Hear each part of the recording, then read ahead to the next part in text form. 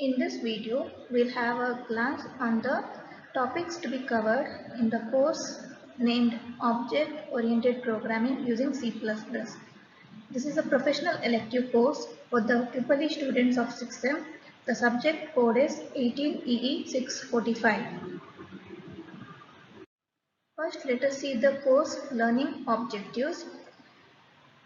In this course, we'll define the terms encapsulation, inheritance, and polymorphism, which are the object-oriented features. Next, we'll solve the problem with object-oriented approach and analyze the problem statement and build object-oriented system model.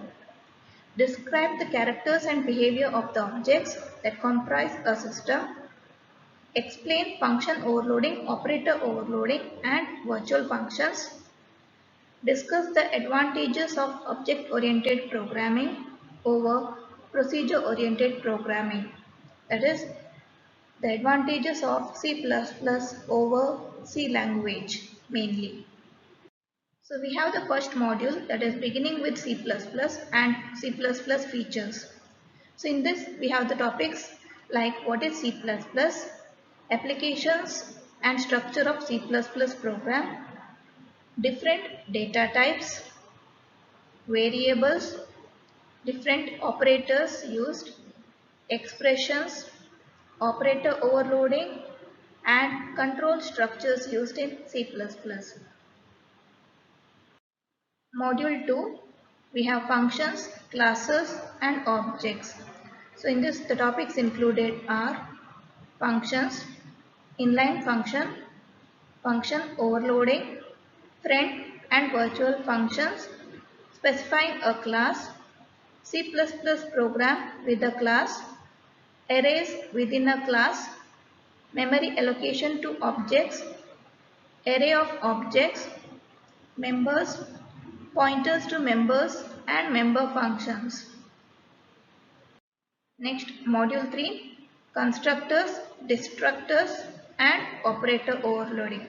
So the topics included are constructors, multiple constructors in a class, copy constructor, dynamic constructor, destructors, defining operator overloading, overloading unary and binary operators, manipulation of strings using operators.